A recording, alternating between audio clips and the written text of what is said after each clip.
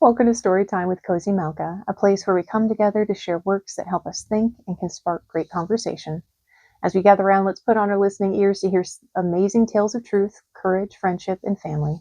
Today we're reading Charlotte's Web by E.B. White, pictures by Garth Williams.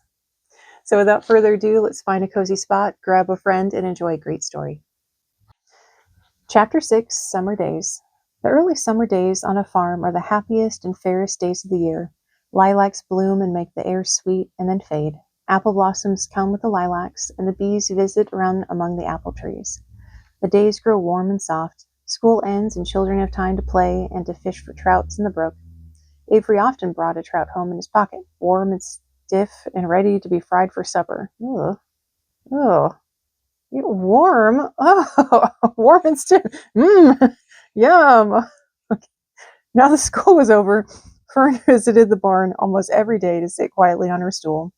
The animals treated her as an equal. The sheep lay calmly at her feet. Around the 1st of July, the work horses were hitched to the mowing machine, and Mr. Zuckerman climbed into the seat and drove into the field.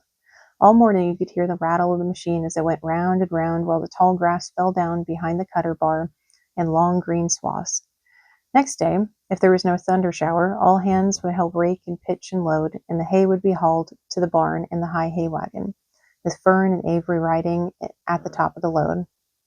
Then the hay would be hoisted sweet and warm into the big loft, until the whole barn seemed like a wonderful bed of Tiffany and clover. I speak from experience that hay is very itchy, especially when you get it in places that you don't want it. But yes, but it smells nicer. It was fine to jump in and perfect to hide in, and sometimes Avery would find a little grass snake in the hay, and would add it to the other things in his pocket. Oh no!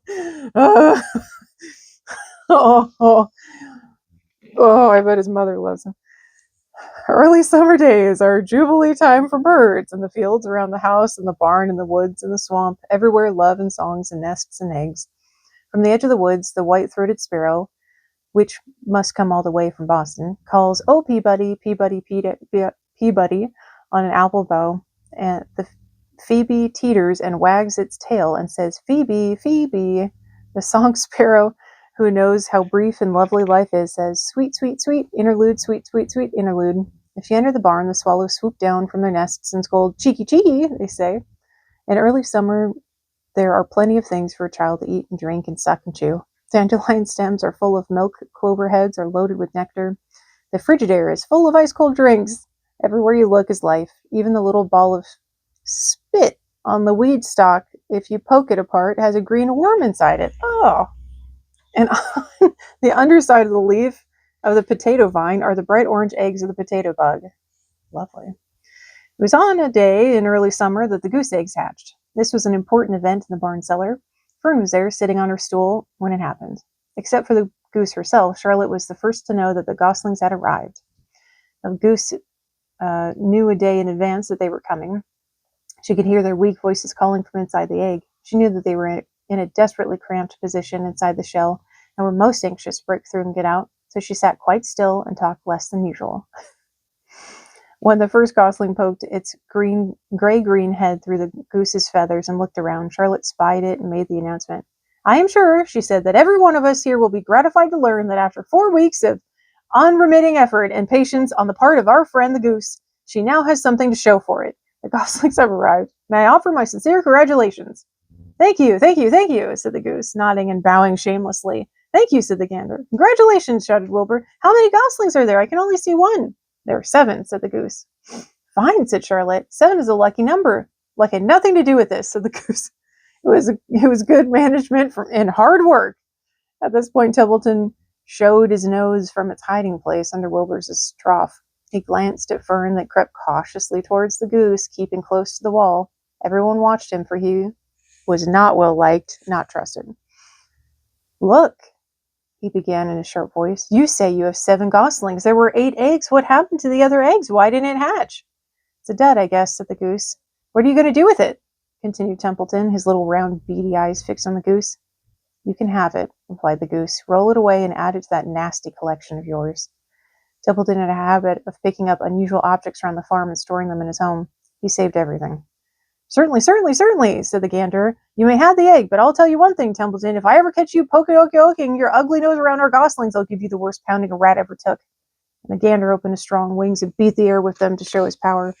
He was strong and brave, but the truth is, both the goose and gander were worried about Templeton.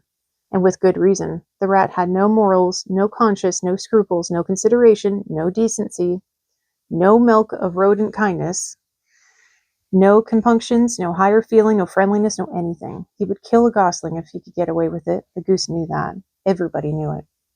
With her broad bill, the goose pushed the unhatched egg out of the nest, and the entire company watched in disgust while the rat rolled it away. Even Wilbur, who could eat almost anything, was appalled. Imagine wanting a junky old rotten egg, he muttered. A rat is a rat, said Charlotte. She laughed, a tinkling little laugh. But my friends, if that ancient egg ever breaks, this barn will be untenable. What's that mean? Asked Wilbur.